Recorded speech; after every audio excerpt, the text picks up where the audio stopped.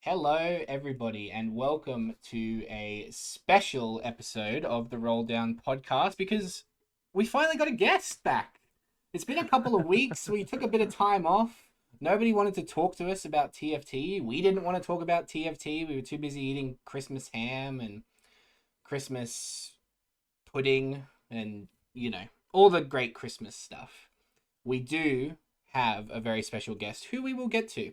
First of all, of course, I want to say a big shout out to my co host, my partner in crime, my confidant, the one of the two of us who is still good at teamfight tactics, and that is Sol. Sol, how you going? I'm doing well. Good to be here. It's an absolute pleasure to have you as always. Guys, super excited for this episode. We have I've called today's episode Oceania's content king. This man pumps out content, high level analysis content, great stuff all the time. I mean, there's so much of it. It's so brilliant. I love his stuff. I was so pleased that he agreed to come on. Tamura, welcome to the podcast. Thank you, thank you. It's good to be here. We're not going to mess around, Oh yeah. guys. We got a big episode. We got a lot of stuff to talk about. And the first one, really, is Tamura. I mean, we want to know a little bit more about you in your own words. How did you get started in TFT? Where did the sort of the where did it come from that Yeah. addiction, that TFT addiction that Okay. we all Yeah. Yeah. suffer That from? that's very accurate. That's very accurate. The addiction. Yeah. Yeah. Yeah. Okay. So I started in set four because my cousin, he was playing it and he got to diamond in like probably like a month or something because he's like pretty sweaty, so he was grinding. And I was like, oh, like if he got to diamond in a month, like I was like, oh, okay, it's got to be easier than league, right? So then basically like the competitive nature of me was like, all right, I'll give it a go. I'll start playing competitively and try it. And I basically like, oh, the amount of hours I put into the game. I think it was like I would play like 6 hours a day, and then I would watch Bebe's stream for like probably like 4 or 5 hours a day as well. And so I hit diamond. I hit diamond in like I think it was like 2 weeks, and I felt like it was like the biggest ego boost like I've ever had. And then I think I got to masters after like another month of playing, and then that's when I pretty much got hard stuck for the first time. So I was like stuck in masters for a while. And then I think it was so that was set four, and then set five was when I first hit challenger. And yeah, I don't know, like ever since then I've just been like grinding nonstop. Uh and then this was the first set where I actually hit top 10, because when I hit challenger for the first time, like obviously I thought like I was amazing. I was like, oh, I'm challenger now. Now I'm actually good. But then you get a reality check once you're hard stuck again at the bottom of challenger, because yeah, you try and get to the top of challenger and you realize, okay, wait, I have a lot to learn. These people are like all a lot better than me. And so I had like every half set I have a new reality check, and I got that at the start of this set when I was stuck at like the bottom of challenger. And then yeah, I don't know, I just kept grinding and then eventually made it to I was rank one for a solid hour. And then I went to the gym and I came back home and I was rank two. So yeah. But You know what? yeah, that's how I got into it. When Yeah. we come from League of Legends and like I don't know about you guys, but I played League of Legends for like 8 years and I was so bad at that game. I don't think I was good for more than like 2 weeks in like season Mhm. 4. I was gold and I was like, man, I'm so good at League of Legends, bro. I'm so good, dude. Yeah. Everybody else Yeah. sucks but me, and you're like gold, and you get to like masters in TFT, and everyone's like, bro, you shit. Are you just Yeah. like bad at the Yeah. game? Yeah. Like, why are you so terrible at the, like, talk to me when you're like 1100 LP. And then you get to 1100 LP and they're like, dude, why are you only 1100 LP? Do you want to like come back when you're 1400 LP? Like, It I don't want never to ends. talk to you until you're 1400 LP. It literally never ends. And then you get there, and Yeah. then you get there, and then you go to the gym and you come back and there's 3 people who are 1600, and you're like, oh, okay, well, never Yeah. mind then. I guess we just Mm. it's just never ending. I think one of the great things about TFT is that there's so many more like the higher you get, the more sort of like hills there are to climb. Like there's a Mhm. big difference between being 100 LP and 400 LP, and then you got to go from 400 LP to 700 LP. Yeah. Oh man, I'm Yeah. 700 LP now, but I'm not 1K, so I need to be 1K. And it's a really like fascinating sort of microcosm of a competitive community where there's like all these little ladders within ladders that exist in a very special area. Speaking of places with hundreds and hundreds of ladders, I want to shift over to Sol, who has been playing on the Chinese client for the last couple of weeks. Yeah, This it's man, been fun. this server with hundreds of challenger like thousands of servers with different challenger players all over the place. How are you enjoying that experience? It's been alright. Yeah, so what is it? 16 servers. Each server hosts several 100 million players. Every server, rank 1, has like 300 tally slots, I think. Rank 1 is like 2500 LP on every single server. Yes. Yeah, no, it's been good. It was fun. I think I peaked like 220 LP. I mean, I haven't actually played as much as I would have liked because it's been busy, but it's been really fun. It's really, I mean, I think this is the case when you play in any different region, but I think it, especially because it's an Eastern region, really opened my eyes to just different ways to play the game because the meta there is like not even remotely close to the meta in NA and OCE. People value, like, people have different, like, sorry, people prioritize different things. People play completely different boards. Yeah. So it's been really fun. I want to ask a sort of a general question at the moment. I'll start with you, Tamura. What do you think of the state of the game at the moment? We're getting towards a mid set now, which we may touch on very slightly later on. But at the moment, this is where the game sort of slows down a little bit. You know, people start getting ready for the mid set. They start looking up all the leaks. Oh my god, I'm so excited for PBE. What do you think the sort of the state of the game is like at the moment? Yeah, so in terms of like meta, I think it's fine. There was a few bad patches this set. Personally, I'm not much of a reroll player, so whenever rerolls meta, like right now there's cog reroll, protector rerolls. I absolutely hate it. If there's a reroll comp that you can force every game and top four, I think it's just bad. It needs to be nerfed. But of course, like I really liked seeing when Trundle fell out of meta, and then I saw like Keen play it in top four because he had a really good angle to do so. And so like when reroll comps get nerfed, but you have like a really good spot to play it, I'm like more than happy to see it top four. Just not a fan of when you can force it. So I think the meta right now is fine. I think innovators are a little bit overtuned with like everyone like running around Seraphine. I watched a lot of Ace's stream today, and he was basically just forcing innovators most games. And the amount of consistency he pulled off whilst having some like really suboptimal boards is yeah, it was just like eye-opening to see that it's really good. I'm also not that much of a fan of how 4 cost 1 stars are just really weak in the current meta. 1 star Seraphine, he was saying was fine, but like if you high roll a Yone 1 early or a Urgot 1 early, you don't even want to play it because like you have to play item holders 2 stars before you can even get to a board that can support that unit. And so I don't think that they should be like a high roll, but I do think that they should at least be like somewhat viable where you can play them in some instances. Because right now, yeah, I'm not a big fan.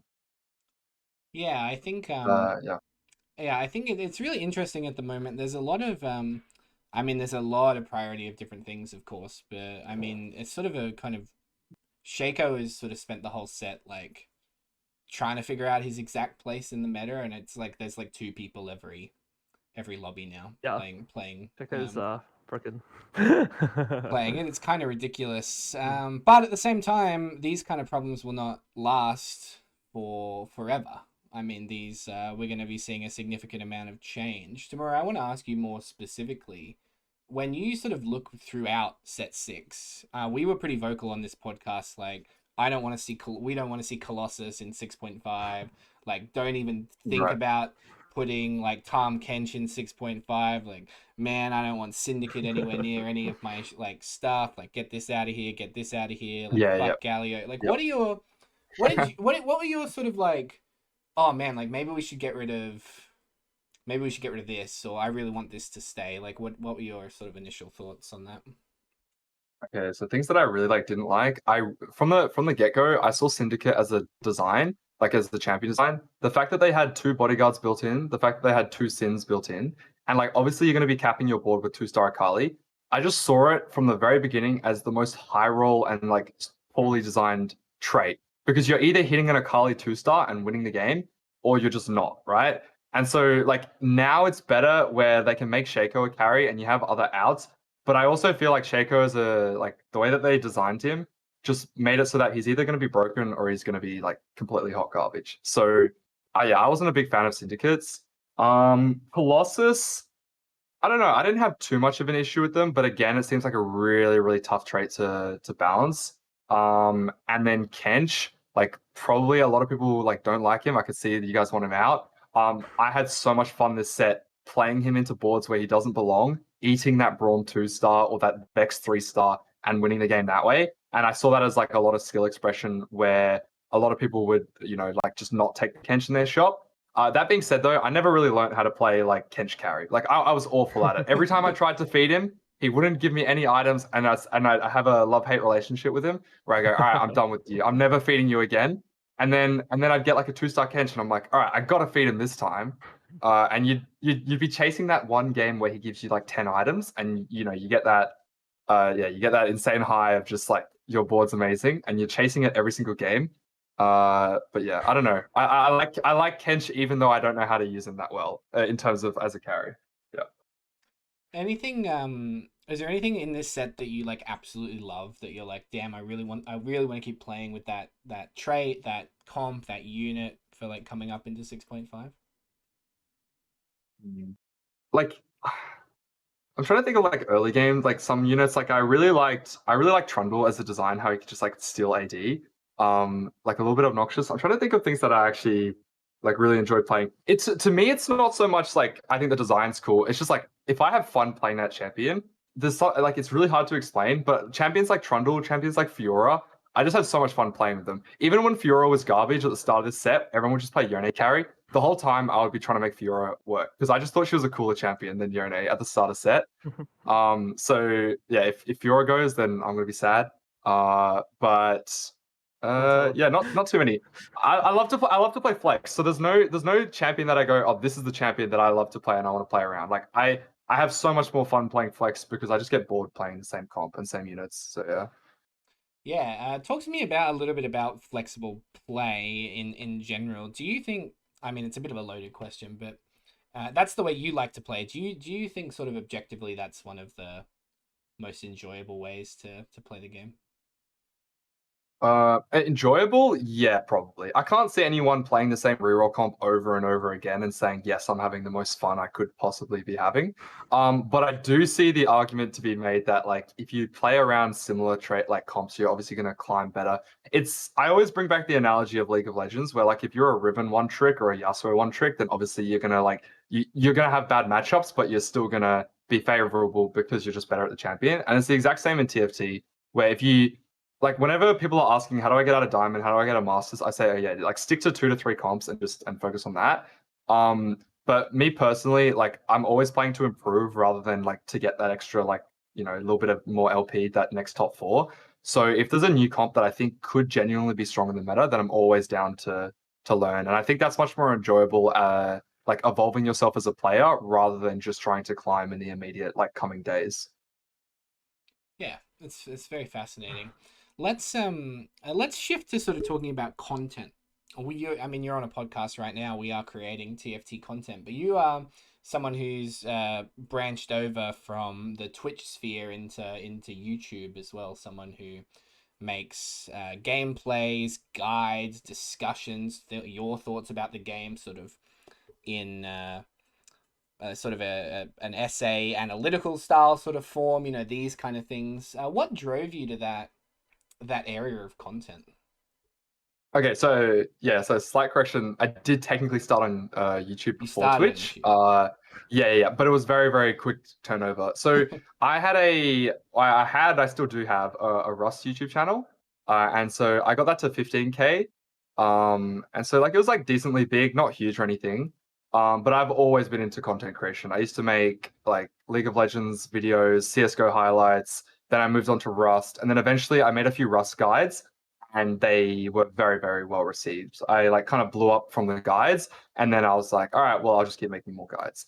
Once I hit diamond in TFT, and I made one video just saying like how I got to diamond. And then once I hit challenger, I was like, all right, now I can actually start posting videos and people will be interested in listening because, well, at least I have that badge that says, like I understand the game. And then so I basically just took everything that I'd learned from the past like probably more, probably like 6 to 8 years on YouTube of Rust, League of Legends, CS:GO, and all the editing skills and thumbnail design, marketing, all those kind of things, and just brought it all to TFT. And I saw a lot of growth in a short amount of time, and that's kind of how I wanted to transition into Twitch. I basically just advertised my Twitch and my YouTube, and then that's how I got like a small following on Twitch as well. Yeah, fantastic. And Sweet. I mean, there's a big difference between Rust and TFT. You want to talk to me a little bit about some of the things that you learned from making TFT content? Yep. So some of the things that I've learned, okay. Well, I can start with like some of the things that I learned from like Rust. So all the videos that I made in Rust, I feel like I learned a lot when I was editing to try and reduce like trying to reduce repeating myself, trying to reduce like redundancies within the video, because I got a lot of support on my other videos, specifically with people in the comments saying like, I really enjoyed this video because I didn't feel like you were like rambling on about anything. And so in most of my videos, I do voiceovers, but I never do it in one take. I don't sit there for 10 minutes and do a continual voiceover, because then I find I'm stuttering a lot. Like I have to think back to what I actually wanted to say. So when I do voiceovers, I do probably maximum 20 seconds at a time. So if you notice in my videos, there shouldn't be too much of an overlap. There shouldn't be too many stutters when I'm speaking. But if you come on my Twitch, then yeah, you'll see a lot more stuttering. Or slipping on my words. That's the nature of live content, though, isn't it? I mean, even on this podcast, you know, like we were sort of just like, look, don't worry if you don't know an answer to something, just like take your time, chill out. That's sort of how the nature of the live content goes.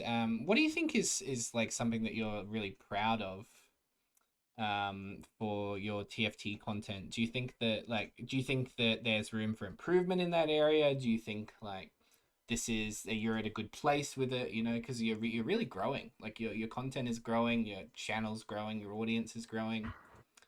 It's great to see. Yeah. Okay. So what am I most proud of? Yeah. Okay. I was pretty proud with the quality of the content. Like at the very start. Because obviously when I first started, I had like 10 subs, just like all my friends, and yeah, I don't know. I would look at the videos and go, okay, yeah, this is like I was putting in as much effort as I could to make it actually look nice. I was putting in a little bit more effort into specific edits. Like I was adding in a few different animations. I was making like changing music volumes and just making my first couple of videos to the point where if you saw it and you saw that this channel had less than 100 subs and you saw that this was the quality of videos, you'd want to subscribe. That was my goal going in. And so my first like 4 videos, I think I was very, very happy with the quality and proud of that. I do think there's always room for improvement, of course. One thing you'll notice, like no matter how like good or bad you think someone is at like doing their job, people always have insecurities, and I feel like content creators have that to a very, very high extent. So you could get like 100 comments saying like, "Oh wow, your quality is so good, like this is all amazing," and you get one comment that just says, "Oh, you're a bit lazy here," or "You really shouldn't have done that," and it'll stick with me. Like I'll see that and go, "Yeah, he's right. He's 100% right. I should have done this better." And you always get that. It only takes no one, matter. right? It literally Yeah, only takes one. Mm. yeah. David, Hmm. David very recently, well, I say recently, in times of recently, who really knows? This was a couple of months ago now. David started up his YouTube channel Oh God. with an idea I don't of even know if that counts. of making more TFT It's a work in content. progress. So I wanted to know, David specifically, do you have any questions for someone like Tamura, who's sort of in Oh. the middle of doing this kind of thing, this sort of TFT content style? Oh God. I mean, tomorrow's content is like the content that like I can only dream of, making. No, but seriously though, I did like one episode. I did like one single like guide video, kind of, not really. It was more just like a comp list and like my thoughts because I think on OCE I was like the 15th player to hit masters at like the very beginning when everyone was like hot sweating. I was like, oh, I'll make a video. And then like I literally ran into all the problems that Tamura just listed, where if you just do it in one take, you're just super rambly, you're stuttering all over the place. You're just like, wait, I lost my train of thought. Oh fuck. And I realized that like it's a ton of editing. Like there's a lot of editing that goes into it, and then like low key you might even like want to like I might like even wanted to look into like scripting and everything like that. So yeah, it's a long way of putting like I realized it's infinite work, and I'm a bit lazy. If you guys couldn't tell, for those of you listening, Sol does not edit this podcast. He would go crazy. Yeah. But I don't Um, know. It's something. It's something that I might look into the future. But like, I think if I was to do it, if I was to actually try to do it legitimately, I would look into hiring an editor to help me out because I can't do it myself. So Mura, I want to ask you about the sort of the next stages of TFT content. Is there a like a space for growth in TFT content? Is there like you see all the time with different games, and you said you talked about sort of CS:GO highlights and highlights of things from years and years ago that you sort of used to post and all that kind of thing.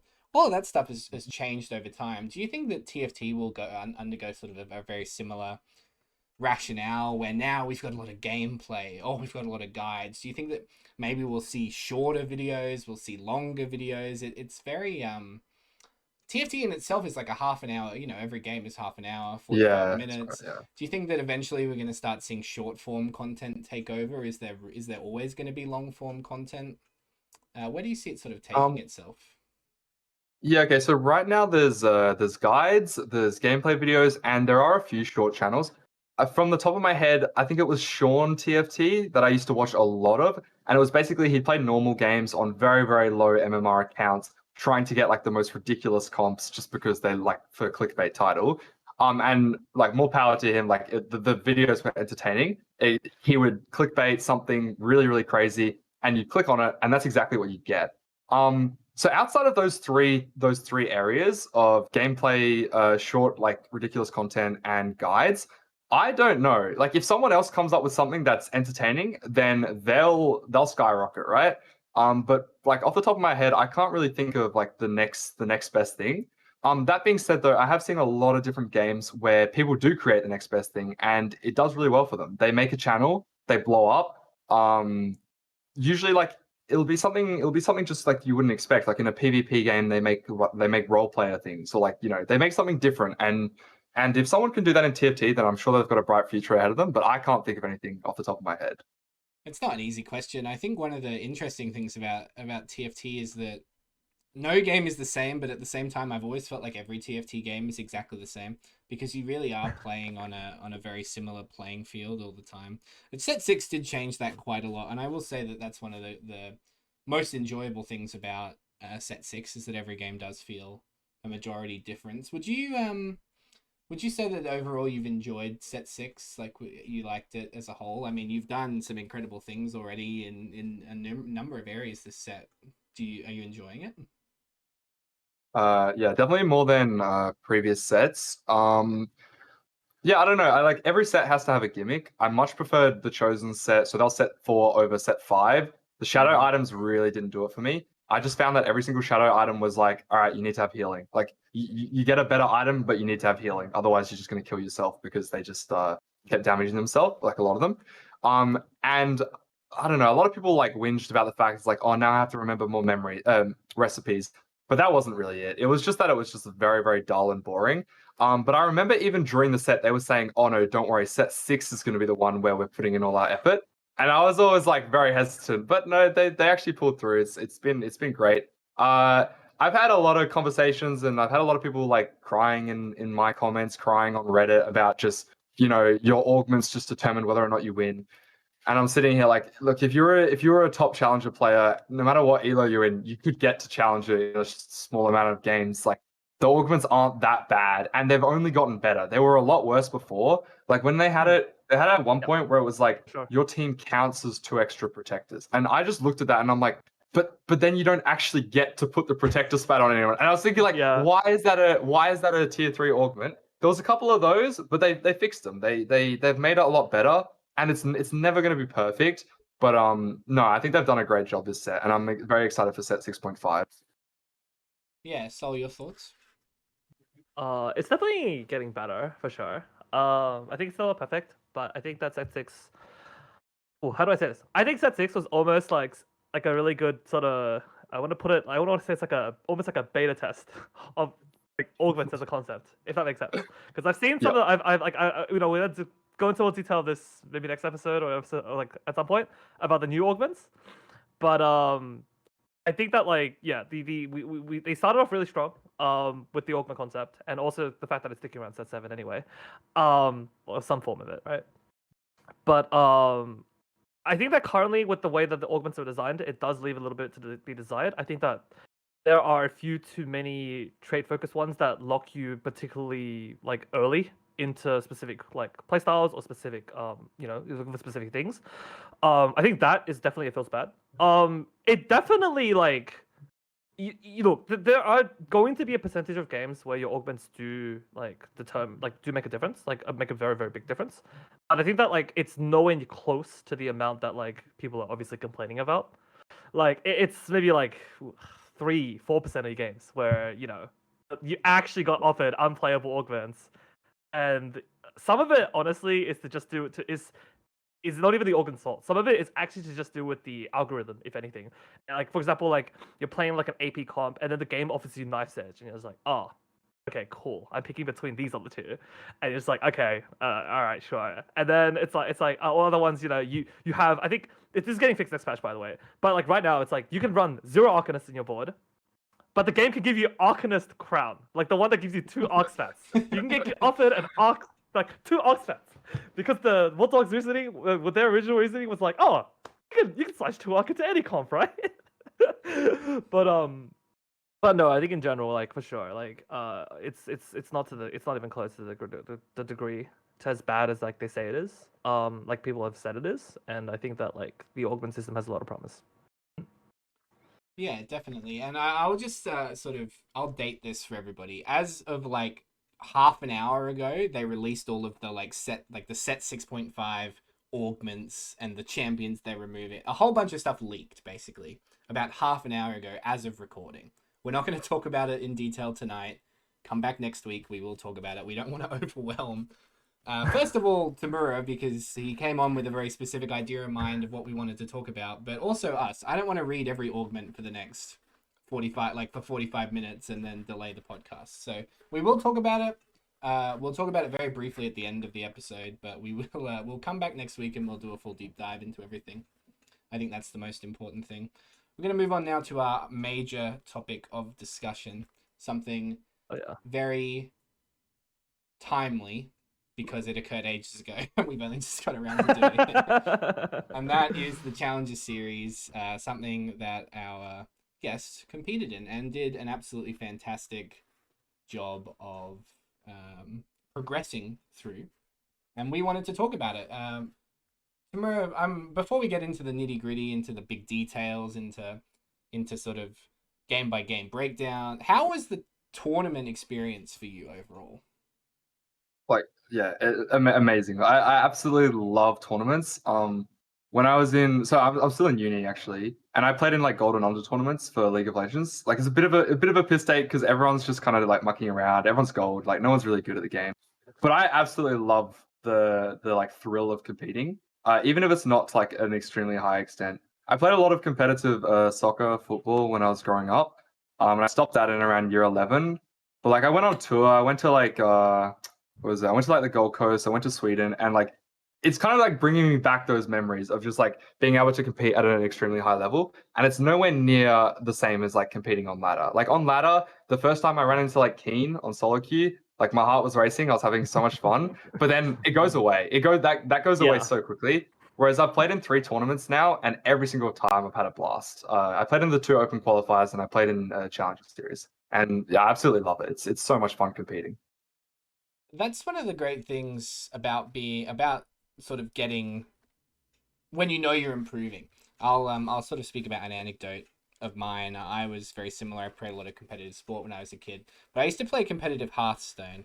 And for those of you who played Hearthstone and know who Brian Kibler is, he was one of the Kibler, one of the biggest Hearthstone players of sort of like 2015, 2016. He was massive. He was huge. And the first time I ever played against him was on his stream, and I was shitting myself. I could not believe where I was, what I was doing, why I was there. He spent the entire time calling me an asshole because I was beating him. And I got to the end of the game and I was like, I looked away from my computer and I was like, I made it. man. I made it. That's it. That's me, dude. I'm never coming back from here. And then the next time you play somebody that's good, you get over it, and that's it. And then Yeah. you just realize that that's going to be exactly where you are. It's really fascinating that the competitive spirit radiates through TFT, because the way that the challenger ladder works, basically, you're playing against mostly really good, really sort of popular, famous people in most of pretty much every single game you play.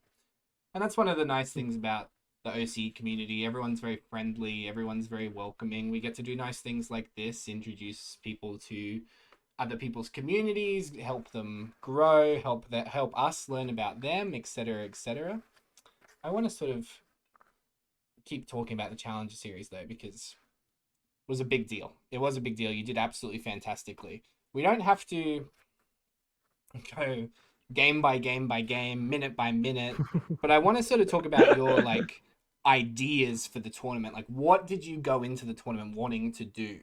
Because you had a pretty set play style throughout the whole thing. You changed it up pretty consistently every game. Like, you weren't ever very predictable. You didn't start the same items all the time. What were your sort of goals for the event itself? Yeah, okay. So going to the tournament, I was a very AD player.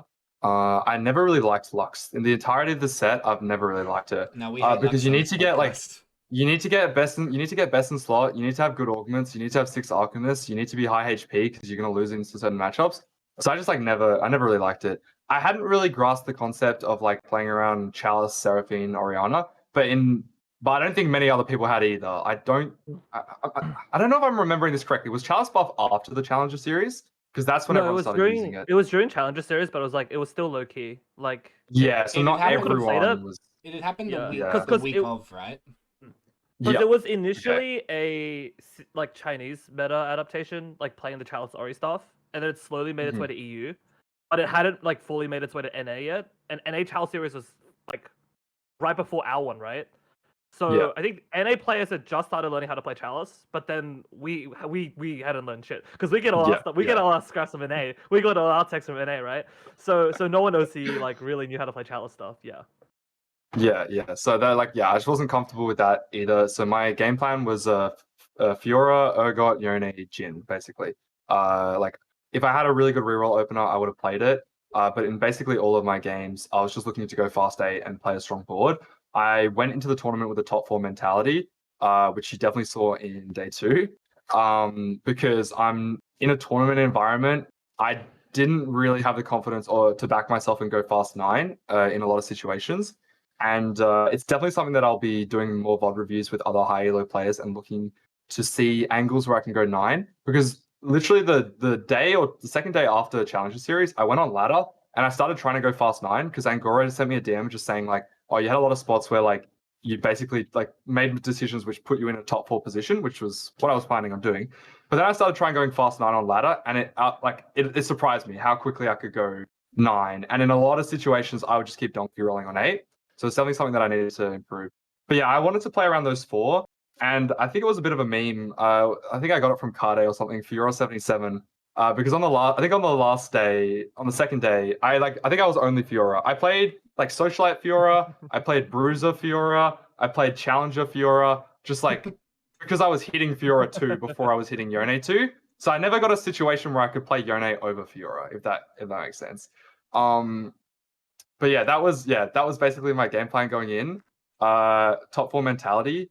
But I actually started the tournament off with an 8th on the first day. And so there's only 5 games on day 1, and I was streaming at the time. And so when I got that 8th, I had to full reset my mental because I knew that if I bot for the next game, I was just going to play the rest of the 4 games in an absolutely awful state. I just would have felt like so disheartened because I knew that I probably wasn't going to qualify after that. But luckily I got a first in my second game, so that kind of just completely reset my mental, and it felt a lot better. Interesting. Yeah, there's chaos in chat. Yeah. So it's very fascinating because you know, we both of us we had discussions with other challenger players, other sort of big players, looking back through the tournament because we knew we were going to discuss it, we knew we were going to have a big look at it. Do you find that kind of feedback with other high quality players? I mean, Angora especially, someone who's always very keen to participate and help out and work with other high elo players. Do you find that to be like a really helpful experience? Yeah, 100%. You learn infinite by watching streamers, by having other people watch your own gameplay. Personally, I'm just too lazy to watch my own gameplay. I kept telling myself I'm gonna do it before the MSI. Like I'm gonna spend one day where I'm just gonna watch my VODs. But as of yet, I've just been too lazy because it's not fun watching your own gameplay. I don't know if that's just me or not, but it seems like just really really boring. But when I watch other streamers, I learn a lot because they'll say something and they'll have very strong opinions and you just quickly pick it up. But no, I was really appreciative of Angora giving me because he gave me a nice message just saying like, oh, you play like really consistently, you were really great, like a couple of things on a few decisions and you'll be like a really successful player. And so instantly I was like, all right, tell me what those things are. Like don't like sugarcoat it. I want to know what the mistakes I was actually making. And then so he gave me like a big paragraph like going over some of the areas where like it was pretty clear that these were big mistakes. And so in the last week, I think I spoke to him before. I'm hopefully going to do some VOD reviews with him and any other Oceanic Challenger players or any Challenger players for that matter. I'm more than happy to do like VOD reviews coming up to MSI. I'm one that can take criticism really well, even in my Twitch chat. If I'm playing like regular games, if someone says like this is better than that, if I disagree, I'll say. But if I don't, then I'll take it. And I think like dropping your ego so that you can soak in more information huge like is a huge positive and a huge gain if you want to actually become like a really good player. Yeah, it's Yeah, fascinating. nothing humbles you faster than Angora dumping paragraphs on you and how badly you played. Yeah. I want to hear a little bit about what's coming up next, though. We are going into MSI. We're getting into sort of the business end of the competitive season. What are your I mean, obviously the goal is to be a Worlds attendee. You're a competitive guy. You want to go as far as possible. Talk to me about how you're planning to prepare for these kind of events. Okay, so MSI is on the what's it called? That's on the 11th. So I've got just over a week to prepare for that. In the final week is probably when I'm going to really start like trying as much as possible. And I don't really have any excuses. I've got uni in a month, so I have a lot of free time to give it my all. And I know that if I get to MSI and I hadn't prepared as much as I could have, I'm going to be disappointed if I play poorly. If I low roll on the day, then I'm fine with that. But if I make a lot of mistakes and I know that I could have done better, I'm just gonna be disheartened. So going into prepare, I'm gonna be doing as many VOD reviews as possible, spamming solo queue, and then I'll probably do some like VOD reviews myself. Recently, just to relax, like I've kind of taken a break from watching like Netflix and Disney Plus. I've just been watching like Twitch streams at night. Like when I'm eating my dinner, when I'm like having dessert or whatever, I'll just like make myself a tea and just watch Twitch streams because there's so many great ones out there. And now that I've started to actually follow, like I probably follow 20 to 30 Challenger TFT streamers on Twitch. There's always someone live, which is more entertaining for me than VOD reviews. But on top of that, I was watching Jirachi's stream because he was doing VOD reviews with like who did he have in call? It was like Chunga, Chaos. No, not Chunga. Sorry. Jose Chaos maybe was in call. There was like four of Oh them in call. yeah, like the one Yeah. where Jirachi reviewed the Challenger series, right? And I Yeah, think it Yeah. was yeah, oh yeah. no, that's right. They were roasting Chua. No, Yeah. Racing They were Sugar. saying like That one. Yeah. yeah. Yeah. That was a good one. Those are great. Those are great because you get like 4 to 5 different people all kind of pitching in their 2 cents, and then you get outcomes like a really good quality stream where you can just soak up as much information as possible. Because you have a couple of times where even like the top challenger players, they're all going, "Oh, is this correct?" And all three of them at the same time go, "Oh, I don't know." Like so you can see when something's indecisive or when something's like really 50-50. But then there's a lot of times where they'll say, "Oh, this is terrible," and I'll be sitting there like, "Okay, Peepo G, like yeah, like noted. I would have done something completely different there." So that's good to hear that like 4 people are in sync against me because it means that you're probably wrong in a lot of those situations.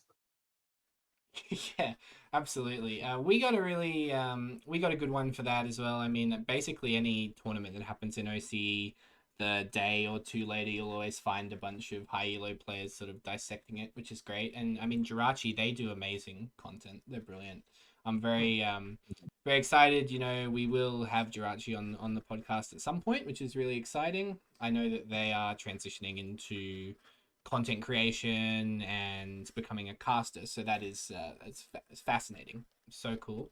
Really looking forward to that in the future. I want to sort of wrap up our Challenger Series discussion with talking about the format of tournaments itself. There's a lot of discussion and every server, every different time. Yeah, I want to get a play. I want to drama. get a player's opinion. Someone in the tournament itself. What are your thoughts on the format?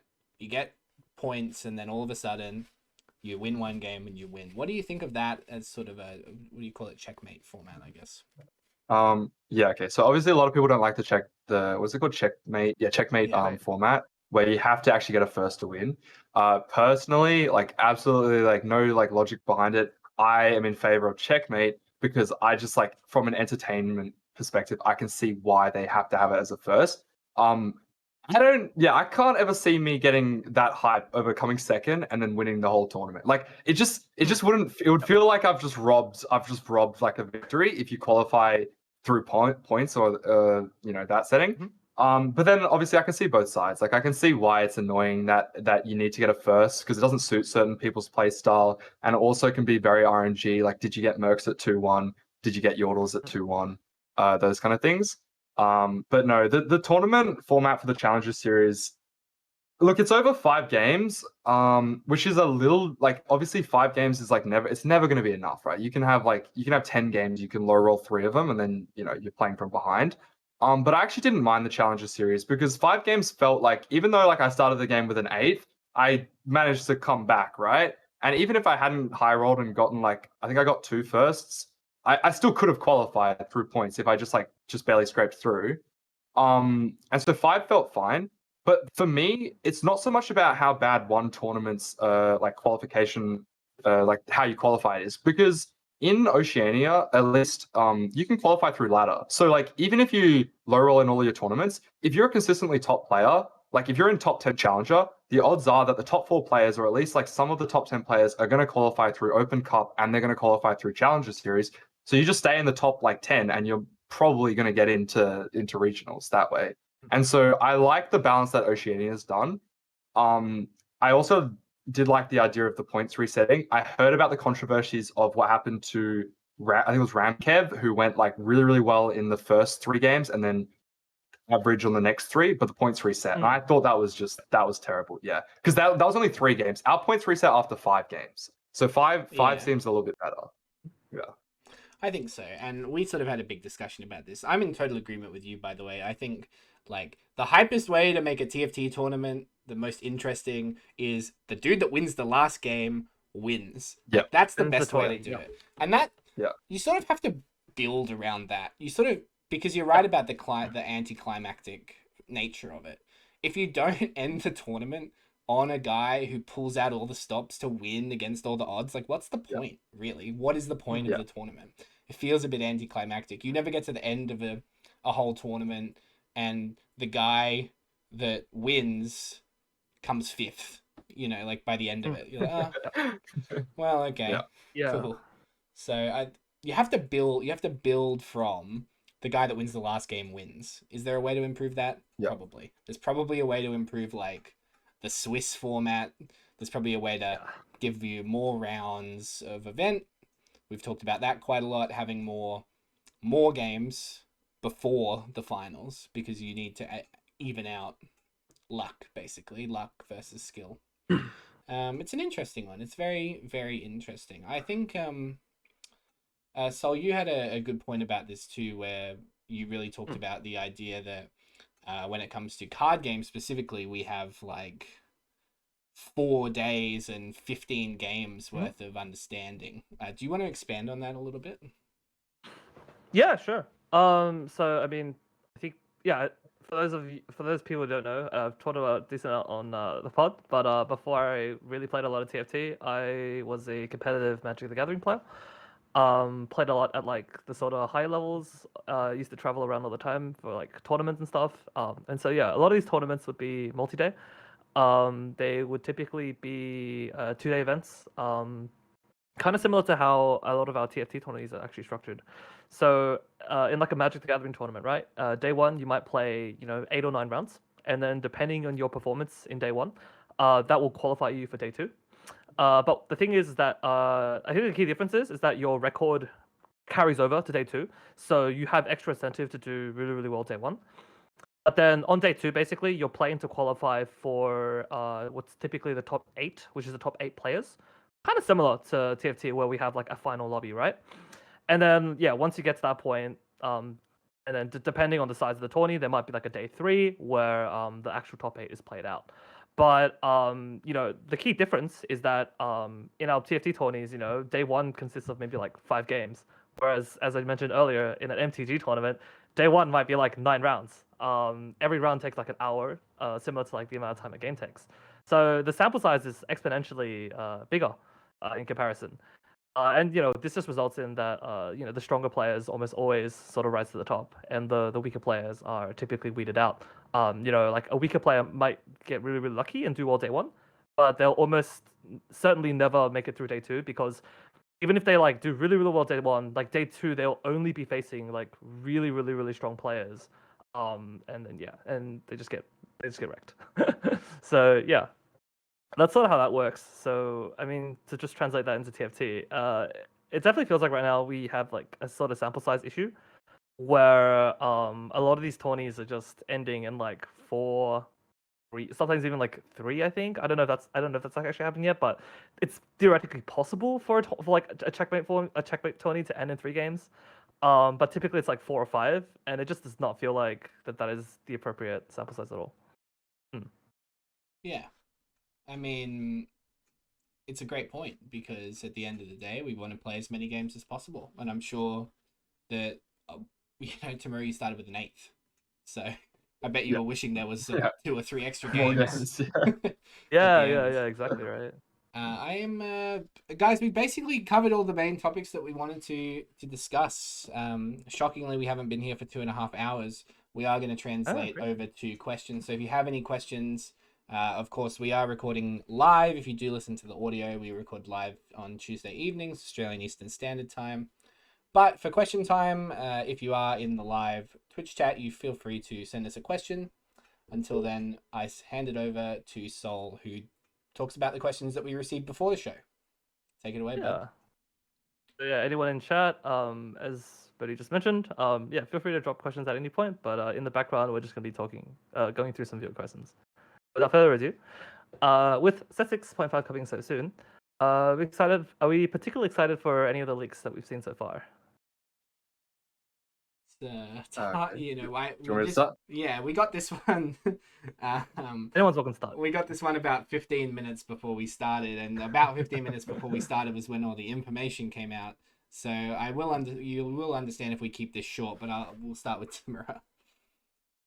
Okay. So I literally just saw like all of the augments and the stuff. I don't know, like I'm obviously excited. Like the biggest thing for me that like not really with the leaks, but just like the fact that it's like a fresh start and it's all this new stuff and like dissecting all information. I'm obviously excited about that. As for specifics, I had a quick glance at all of the augments, and I am looking forward to the fact that there are some kind of gimmicky ones. But then at the same time, it's a double-edged sword where it's like, I don't want that showing up in my Challenger Series games. I don't want to get hit with those one where it's like you get a giant egg as a prismatic. It's like, oh yeah, I don't want that showing up in my Challenger Series. But no, like I'm looking forward to some of the things. I like the idea that they've taken in some of the augments. I wouldn't like to say too much, but they have taken from the current augments and just kind of apply them to other areas. So for example, they have Knife Sage in this set, where it's obviously just for your front end comps where you've got AD units at the front. They've gone ahead and they've added another one, which is basically reverse Knife Sage, where you get attack speed units for your back. Or they've done like some other ones where they've done like mana regen. It's just that they've taken the cool concepts of these augments and just applied it to different types of units. And I'm excited to see how that all unfolds with all the new synergies and units. Yeah, that's a great answer. I think the one that made me laugh, and they'll change this before it comes out. But there's a prismatic that gives you three random 5 costs. So imagine if you got Yeah. so Soul and I Imagine getting that at we got 1-4. on chat. Just imagine that you get it at 1-4, and you're just sitting there, and because you can get the same 5 costs, it's you get a roll to get the You same get one 2-star 5 cost. at You get 1-4. 2-star 5 cost Yeah. at 1-4. Seems legit. I have faith that they will not They'll allow never it to make show it. up at They'll 1-4. never make it, but There's it's no so way it shows up funny. at 1-4. It's There's so just no funny. way. Can you imagine though? You get like a Nico start, you just get dropped. Nico start and 4/5 Oh, costs. God. Oh my god, that's great. Anyway, I got a really good we got a really good question from Switch OCE. So it says, Sol referenced MTG Tonys and more specifically a Pro Tour or Grand Prix style format. Do you think that this format makes sense for smaller for invite only smaller field Tonys like TFT, especially considering the downsides of those 9-round day ones in terms of fatigue and mental fitness? The thing is that I would actually like argue the opposite, where I think that it actually would work quite well for a sort of day one format. I think that like you would have to space out the games. I think that like just playing 9 games back to back would be very unhealthy. So you would definitely need to, you would probably you would have to play like like 3-4 games, have like a break for lunch, and then come back and play the rest or something like that. But I think that something like that kind of style gives you the sort of raw sample size you need to actually effectively thin out a bigger field, right? So like when you're dealing with fields of like 250 to potentially even 300 kind of players, right? You have that many people, you're gonna have a lot of people who go like 1-1-1-1 in their games. And when everyone just goes 1-1-1-1 and you only play like 5 games, then you could top 4 every game and not make easily not make it to day 2. When in theory, like if you top 4 every game, that should probably be good enough for day 2. So yeah, I think that in my opinion, I think it makes more sense for bigger field and for smaller field that you can argue for a smaller sample size. Yeah, fascinating. Hmm. The Alright, we both come from card games, so it's very the background here for us is like, man, I'm used to getting into this sweaty hall with 400 men that don't know how to shower and like 60 screaming kids, and from 8 a.m. until 7 p.m. all I'm doing is sitting there playing card games. Sometimes till like 10. Yeah, exactly. And I'm like, man, God, that was a great day. That's like some of my best memories, man. That's so cool. But it's not viable. It shouldn't be viable. It shouldn't be the way they do it. I mean, most of the most competitive card games now are like being switched to online. They're changing the rules up. They're making it easier for people. They're not making it as intense, and I think that's a good thing. I think TFT will go the same way. We've got Untied asking thoughts on a set long league as a tournament format, same set of players playing every week fortnight. Tomorrow, your thoughts? Okay, so like weekly tournaments, yeah, I'm all for that. I think in this set in particular, I wasn't very competitive last, so I don't know how it was before. But it sounds like there are a couple of like private for fun tournaments coming up where they offer like little legends. And there's a couple that was like the Alley Coin ones, so that's like cryptocurrency sponsored ones. And obviously, I think it's like really cool if they just have like it's like a lot of privately owned ones. So Riot does the big ones, but then they've got other ones just coming up here and then. Because like I said before, I have a blast playing in every single competitive tournament. So like the more of that is better. The thing about the weekly ones, it's very hard to get like every single challenger player at the exact same time, like on a Friday, especially if you're talking about like 6 to 9 games, like 6 to 9 games. That especially with people who like I think a lot of like high-end challenger players are either at high school or they're in uni, right? So they're probably they've probably got other priorities, and so it's very hard to get them all dedicated to one one afternoon, one evening. Like me personally, I struggled to like just barely work around my schedule to get the tournaments that I played in. The Challenger series was fine because it was like it's a Challenger series, so I was like, all right, I'm prepared to drop like hanging out with my friends or doing something because it's like this is the Challenger series. But when I had the Open Cup qualifier ones, it was a little bit more awkward because it's like, oh, there's this going on. Like which one am I going to choose? You know, and if you consider the fact that there's like 100 challenger players and you want to do weekly tournaments, yeah, you might run into those issues. But I guess it does help for if we're running into the issue of that we're not, like some of the big names are falling out of because RNG or whatever. But that's what the snapshot's for, right? Like the snapshot does that kind of already. Yeah. I think that to borrow from actually Hearthstone, competitive Hearthstone, I think that this sort of format works beautifully for actually team-based sort of tourneys, where I'll reference a very famous Hearthstone sort of like league style tourney that happened, which was called the Archon Team League. So basically, what how it worked was that you had like 8-9 teams of I think like 3-4 Hearthstone players on it each, and it would be like I think like a 10-week kind of thing, where every week different players would play. So that like you could have conflicting schedules. Like you could let's say you're part of Team A, right? You could play for Team A on like week 1 and sit out week 2 while your other teammates play. And then like the points and everything add up, right? And then so you rotate through your roster essentially. So I think something like that could actually work out really, really well in TFT, right? You could have you could just take like the pool of like 100 challenger players, split them all into different squads. Like, I mean, it doesn't have to be 100 players, but you could form a bunch of different squads, and not everyone has to play every single week. And then obviously you just collate the scores over time, and I think that that's something like that could definitely work out. Could be really, really cool. Tournament organizers, write that down. Yeah, I guess one of the hardest things about TFT right now is like, well, the tournament formats cover everything.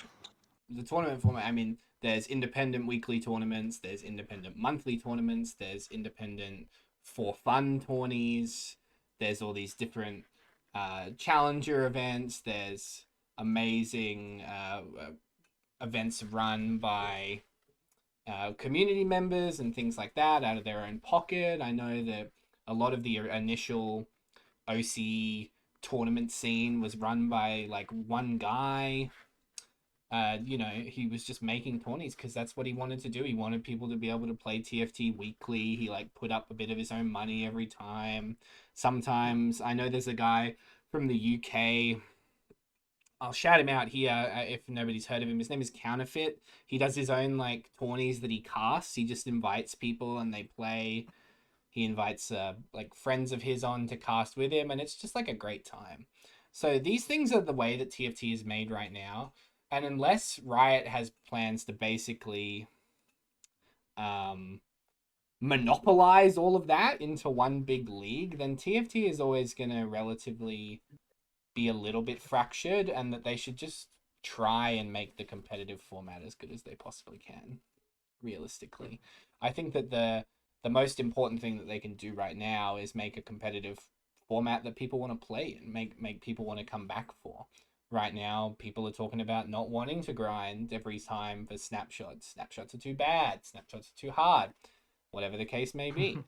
We've had a lot of people have a lot of issues with these kind of things. Imagine if they sort it out.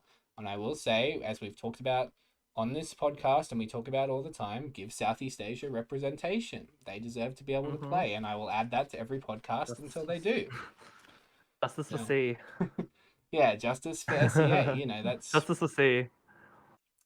That's it. We deserve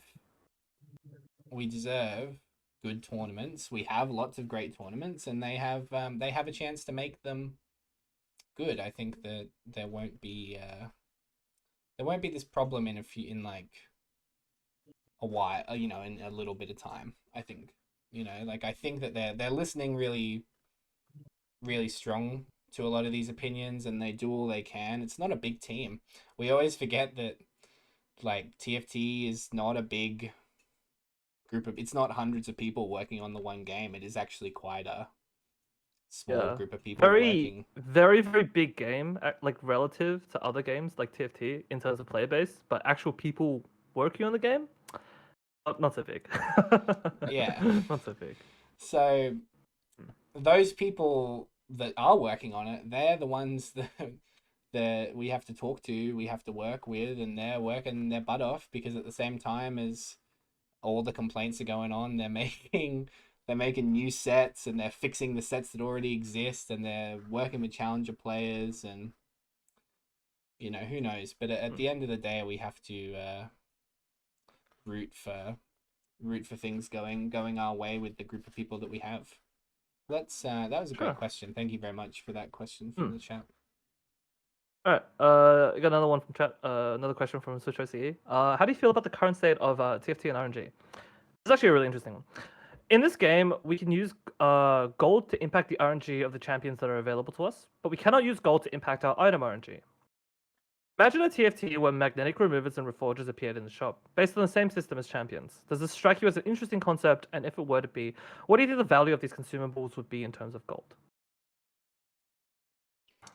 Wow, what a question! That's a really interesting question. I actually haven't really ever thought about. Was that Switch? Switch has come in here. Switch. Come in here with two great questions. So thank you very much for that. This is one of the hard-hitting questions. I actually really like this question. If everybody needs a second, I'll give some like first thoughts. I'll give some like initial thoughts when I hear that.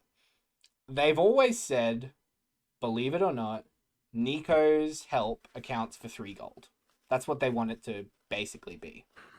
So, in Riot's opinion, you getting a Nico's is the same as somebody else getting 3 gold. You can believe that. You can choose to say that that's a good thing. Okay, can I quickly rebut? Just can I interject real quick? Sure. So yes, Nico's does equate to 3 gold, but with the nature of compounding gold, especially early, 3 gold realistically equates to maybe 15, 20 gold over the course of the game because of the interest intervals you could have had. So I think it's closer to say Nico is closer to 15, 20 raw gold, but it's 3 early gold, right? But I just wanted to add that real quick. Yeah, no, you're totally right. That was going to be one of my points. I was going to say that it's sort of I'm so sorry. No, you're right. You're totally right, and it's a great jumping off point because Nico's is 3 fake gold. It's not a realistic value. But getting 3 gold early is the difference between you making econ or not. So basically, you're getting 2 extra gold every turn than everybody else, basically, in that regard. So you're consistently starting ahead of people. You're working with stuff that people just don't have access to because you have more money than them. And they have significantly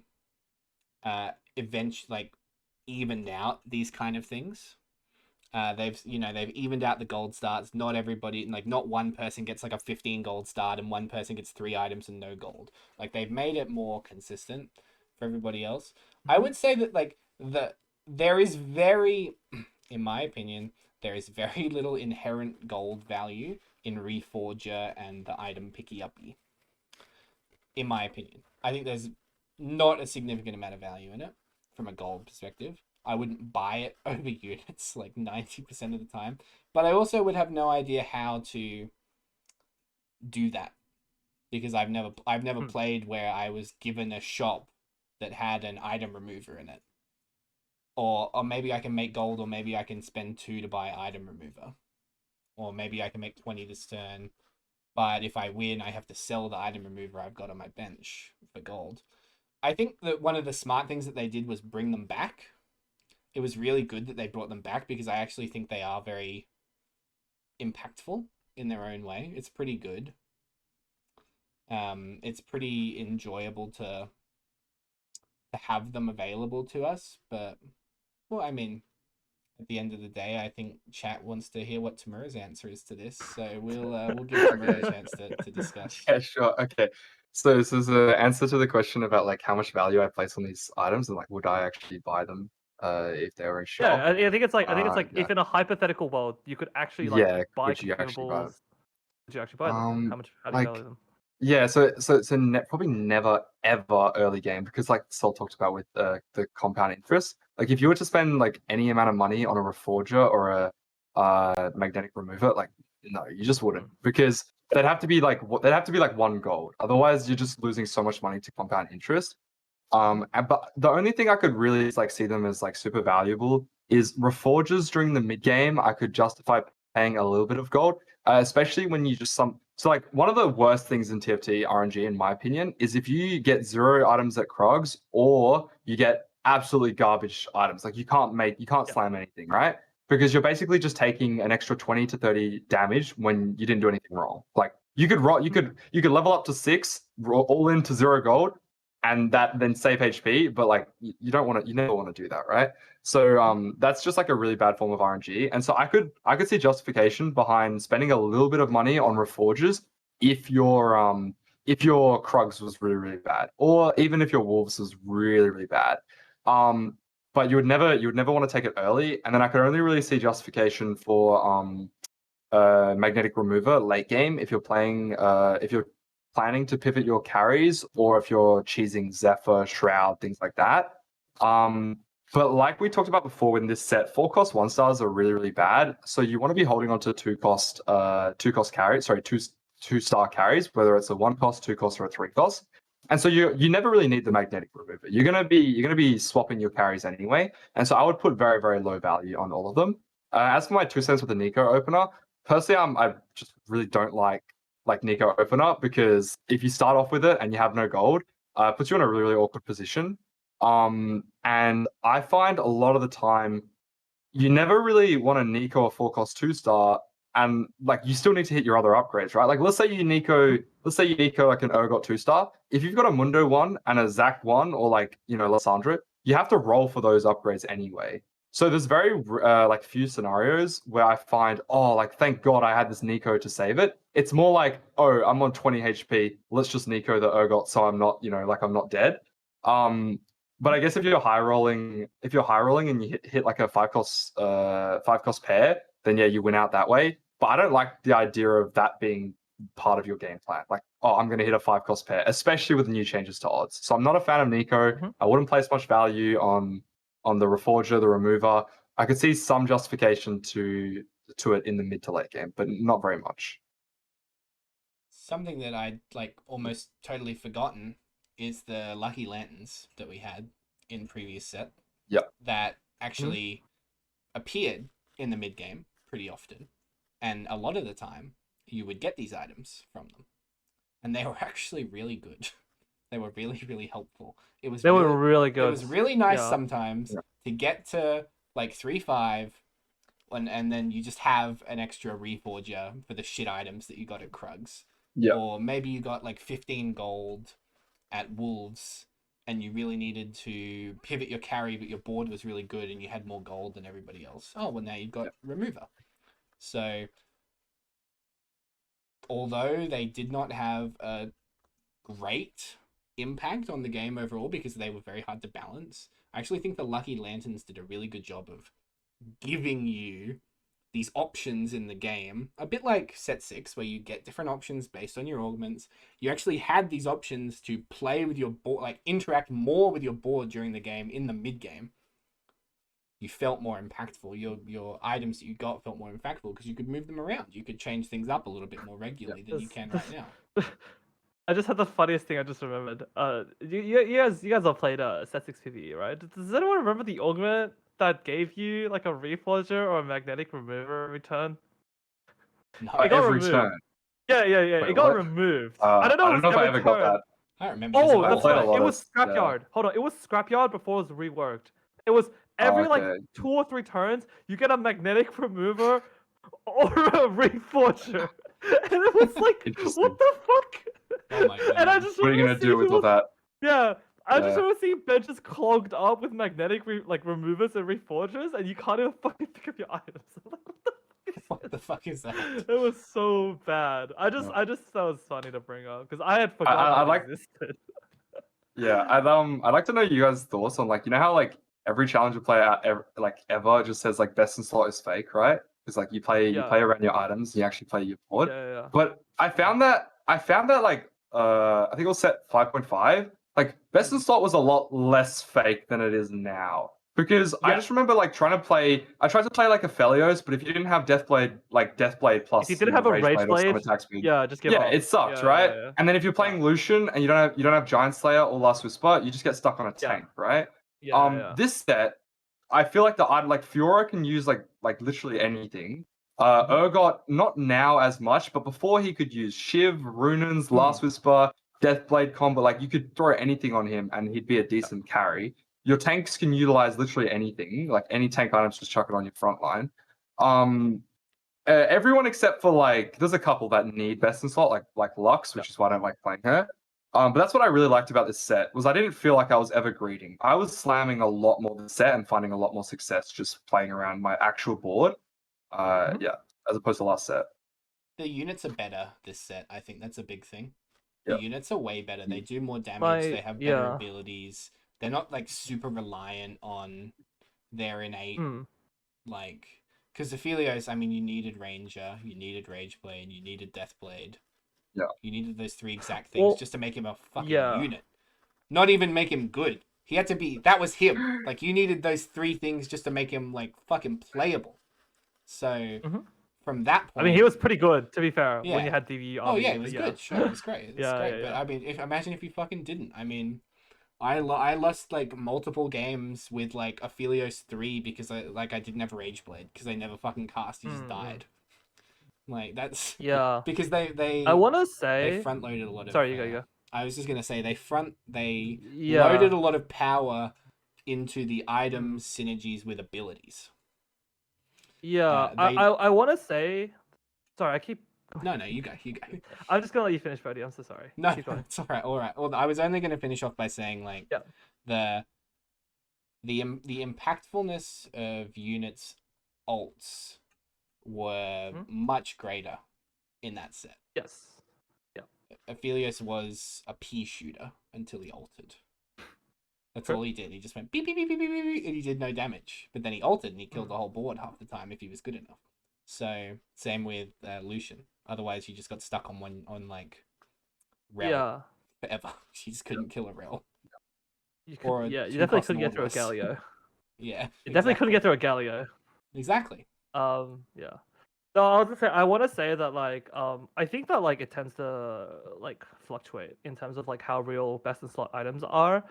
I think that we'll actually never live in a world where 3 items are BIS, if that makes sense. Like I actually can't think of a single patch or set where you need an exact 3 items on a champion to do well with it.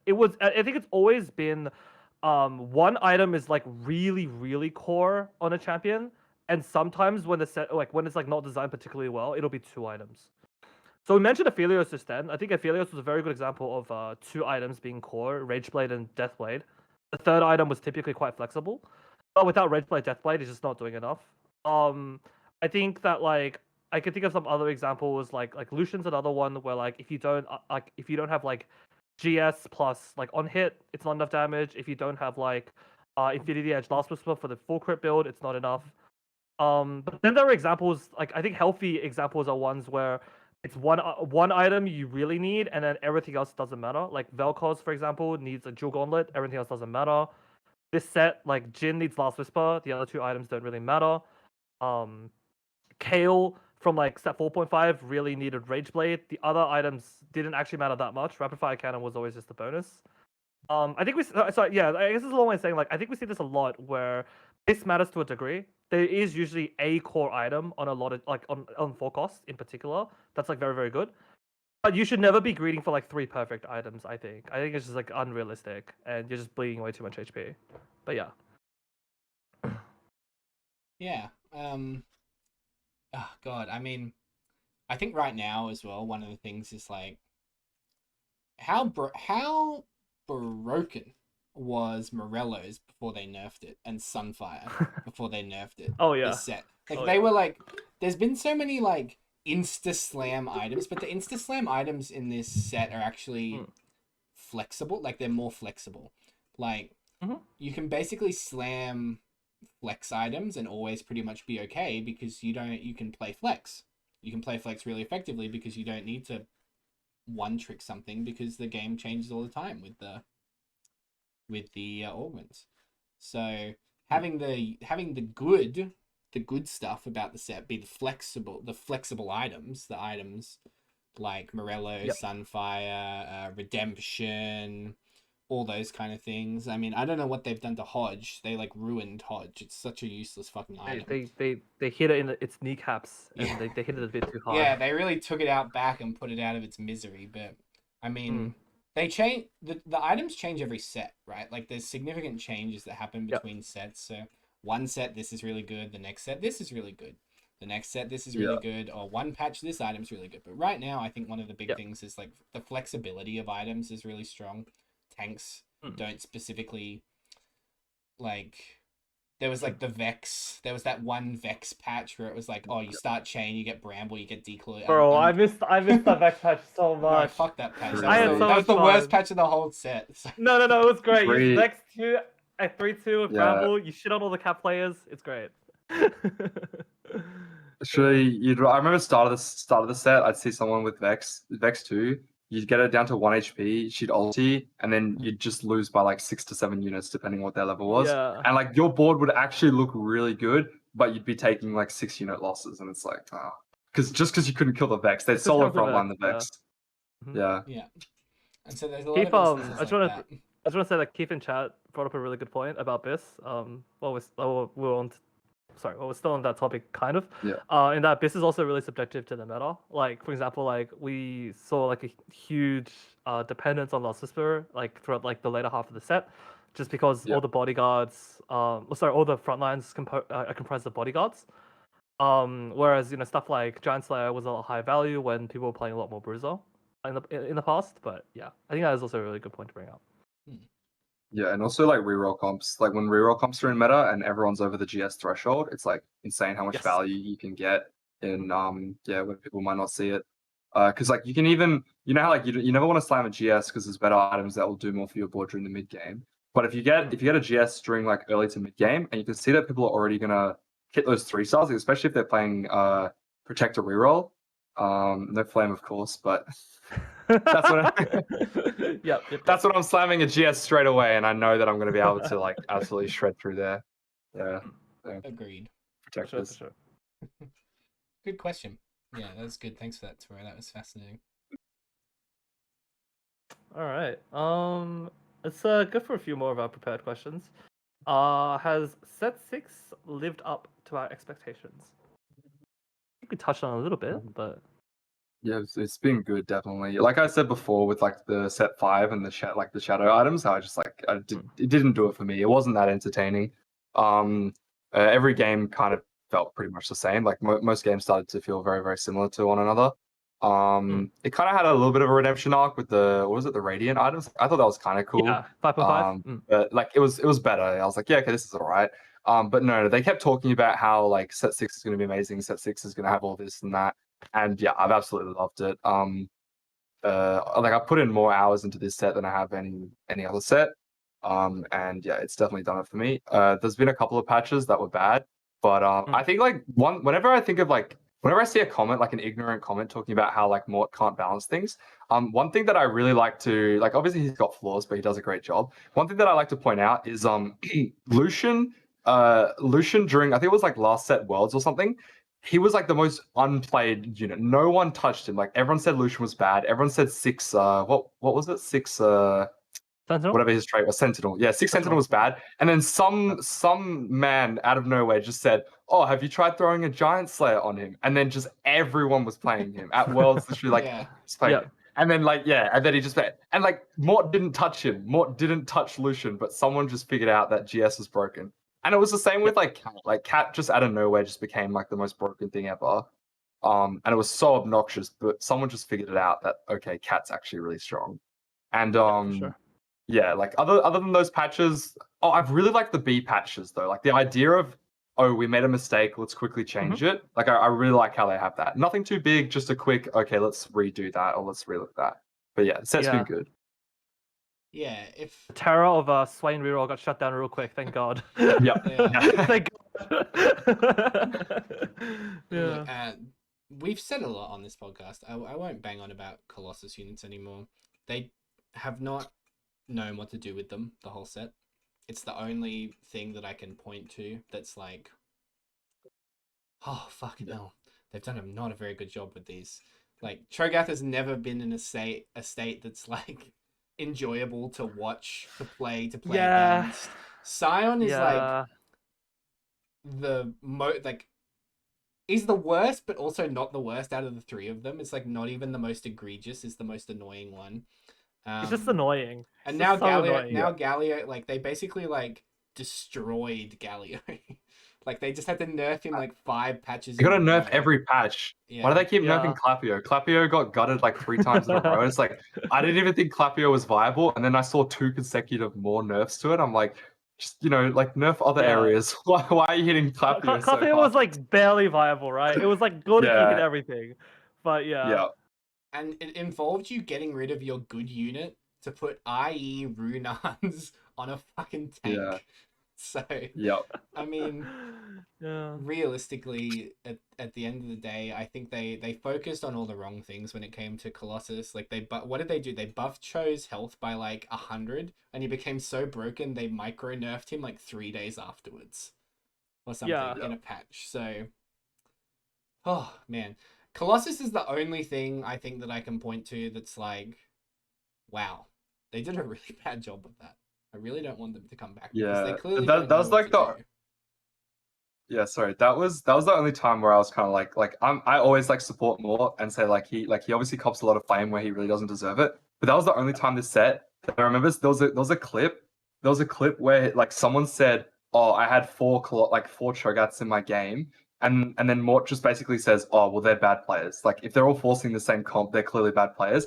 And that just like really made me cringe because that was the patch where Cho'Gath was broken. I was playing him on my like in solo queue, and I would get Cho'Gath 2, Malzahar 2, and I would still top 4. Like I had games where I would Yeah. miss Yeah. 3 stars and still top 4, and I had games where I would miss the 3 stars, other people would miss the 3 stars, and we'd both like hold hands top 4. And I don't know like if he had like pride in Cho'Gath or whatever, but he just like he didn't want to admit that Cho'Gath was just like too ridiculously strong at one point. But Yeah. other than that, like it's been good. I mean, to also dump on Mort a little, even like I mean, people who watch the podcast know that I'm very sympathetic with Mort, but I think he said a very similar thing with Lux, where I was like, if you think Lux is bad, you're just really Yeah, bad at the game, yeah. and I'm just like, Yeah. bro, if you see this, when we play the same Yeah. game, Yeah, this unit don't fucking get it. blows, dude. Yeah, I mean, So- look, Mort's human as well. He has his fair share of shit takes as well sometimes, you know.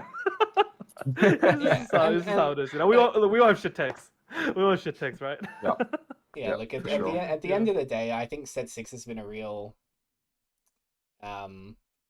triumph compared to set 5. I won't say it's a Yeah. total Oh, triumph. for sure. I Yeah, will say I will say that their emphasis on this set over the previous set did a significantly went a significant way to making this set an enjoyable experience. I think now is almost the perfect time for it to be changed up because there is Yes. a serious hint. It's not full, but there is a serious hint of malaise setting in for this set. I think we're really getting to the point where people are like, man, like some of these units are like, I don't want to play against fucking Cogmore every game.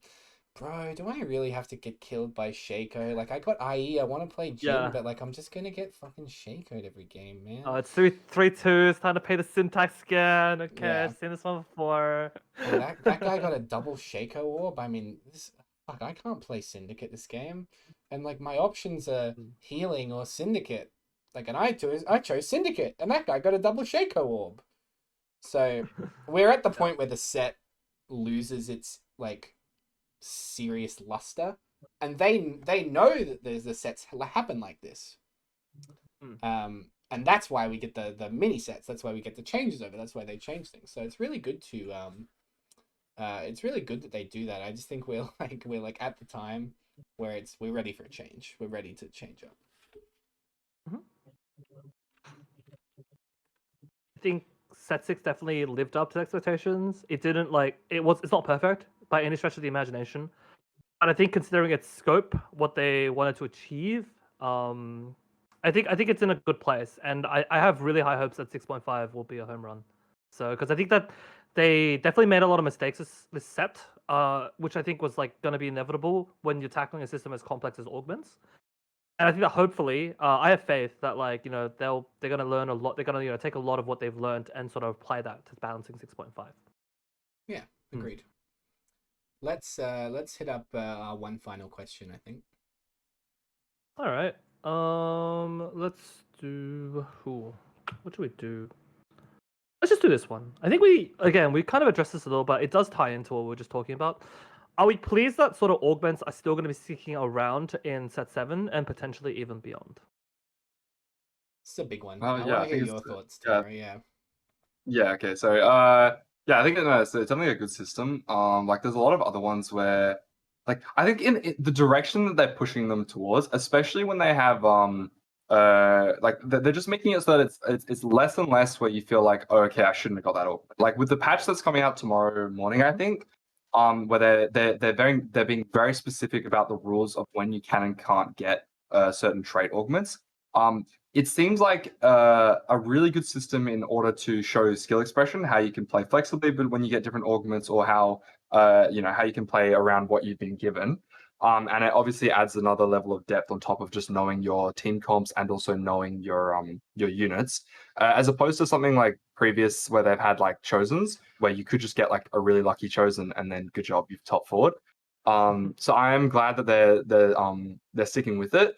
But then of course, like so are they keeping it for what, set 7? They say 7. They've like mentioned that yeah 7 will have a very similar mechanic to augments. So it yeah might not be exactly augments, but it will be similar. I imagine what that means is like it's gonna be like a pick between multiple kind of things, right? When they say it's similar yeah to augments, like it'll be like here's yeah 3 yeah. options, blah blah blah blah, right? So yeah.